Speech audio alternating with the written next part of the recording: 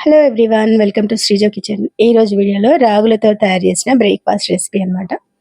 ఒక్కసారి రాగి పిండి ఇట్లా చేసి పెట్టుకున్నామంటే వారంలో రకరకాలుగా ఇట్లా మనం దోశ, ఊతప్పం, దిబ్బ రొట్టె అట్లా చేసేసుకోవచ్చు అనమాట. దీంతోని ఈ రాగి పిండిని తయారు చేసుకోవడం ఎట్లనో చూసేద్దాం. ఇక్కడ 2 కప్పుల వరకు రాగులు తీసుకున్నాను నేను.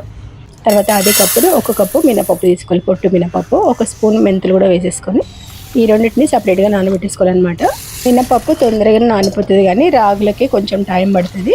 సో వాటిని అయితే ఒక 6 నుంచి 7 గంటల వరకు అయితే నానబెట్టుకోవాలి. సో అందుకని 2 ఒకటేసారి నానబెట్టేస్తున్నాను. వీటిని శుభ్రంగా కడిగేసి మనం మూత పెట్టేసి ఇంకా నానబెట్టేసేయాలి. ఒక 6-7 గంటల తర్వాత చూస్తే ఇవి మంచిగా నానిపోయి ఉంటాయి. సో దాన్ని మళ్ళీ 2-3 సార్లు మంచిగా కడిగేసేయాలి.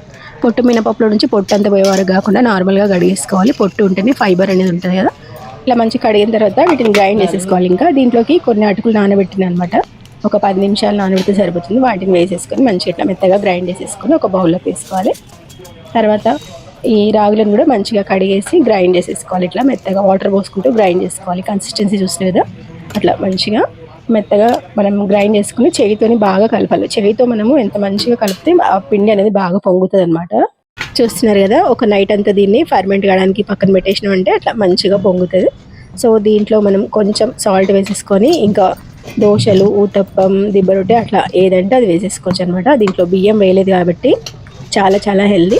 కాల్షియం, ఐరన్ ఎక్కువ ఉంటుంది, ప్రోటీన్ కూడా ఉంటుంది మినపప్పు వేసినాం కాబట్టి. పొట్టు మినపప్పు వల్ల ఇంకా ఫైబర్ అనేది కూడా వస్తుంది అనమాట. సో చాలా చాలా హెల్దీ. ఇది వెయిట్ లాస్ వాళ్ళకి కానీ షుగర్ ఉన్న వాళ్ళకి కానీ మంచి హెల్దీ బ్రేక్ఫాస్ట్ అని చెప్పొచ్చు. మనం డిన్నర్లో తినొచ్చు, మార్నింగ్ బ్రేక్ఫాస్ట్ లాగా తినొచ్చు.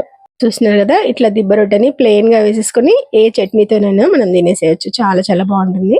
ఇప్పుడు అదే పిండిలో కొంచెం మనం ఆనియన్స్, ఇంకా క్యారెట్, కొత్తిమీర, కరివేపాకు అవన్నీ వేసుకోవాలి. జీలకర్ర, అల్లం అన్నీ వేసుకుంటే ఇంకా ఊతప్పం లాగా చాలా చాలా టేస్టీగా ఉంటుందన్నమాట. రాగులతో ఇట్లా ఊతప్పం కానీ లేదా దిబ్బ రొట్టె అట్లాంటివి ట్రై చేయండి, చాలా టేస్టీగా ఉంటాయి.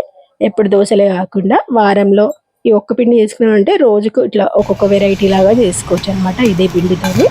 సో హెల్దీగా తినాలి అనుకున్నప్పుడు ఇట్లాంటివి ట్రై చేయండి, చాలా చాలా బాగుంటుంది. చూస్తున్నారు కదా, ఇట్లా ఊతప్పం చేసుకుంటే మనకి పచ్చడి అవసరం లేదు, ఉట్టే తినేసి వచ్చి దాని అయితే టేస్ట్ కూడా చాలా బాగుంటుంది అనమాట. వేడి వేడిగా తింటేనే బాగుంటుంది అప్పటికప్పుడు. సో నెక్స్ట్ అయితే పన్నీర్ దోశ చేయడం చూద్దాం. ఇక్కడ నార్మల్గా దోశ వేసేసుకొని దానిపైన పన్నీర్ని అట్లా తురిమేసి వేసుకోవాలి. పైనుంచి కొంచెం నెయ్యి కానీ బటర్ కానీ వేసుకోవాలి, టేస్ట్ బాగుంటుంది. సో ఇది మంచిగా కాలిన తర్వాత ఇంకా తీసేసి తినేయడమే. నార్మల్గా ప్లెయిన్గా వైట్ బియ్యంతో వేసి చేసుకునే దోశల కంటే ఇట్లా రాగులతోనే మనం చాలా టేస్టీగా చేసేసుకోవచ్చు. టాపింగ్ అనేది మన ఇష్టం అనమాట. మసాలా దోశలు వేసుకోవచ్చు, ఇట్లా పన్నీర్ దోశలు, ఆనియన్ దోశ మనకి నచ్చినట్టు చేసుకోవచ్చు అనమాట. ఈ పిండితో మనకి ఎటువంటి సైడ్ ఎఫెక్ట్స్ ఉండవు. మనం 2 తినొచ్చు, 3 తినొచ్చు, కానీ ఒక్కటి తింటేనే మనకు కడుపు నిండిపోతుంది అనమాట. సో చూస్తున్నారు కదా, ఈ రాగి దోశ వెరైటీస్ మీకు నచ్చినట్లయితే తప్పకుండా మీరు కూడా ట్రై చేయండి. బరువు తగ్గాలనుకుంటునే వాళ్ళకి, షుగర్ ఉన్న వాళ్ళకి కూడా మంచి డైట్ రెసిపీ అనమాట. వీడియో వస్తే like, share and subscribe. Thanks for watching. Bye bye.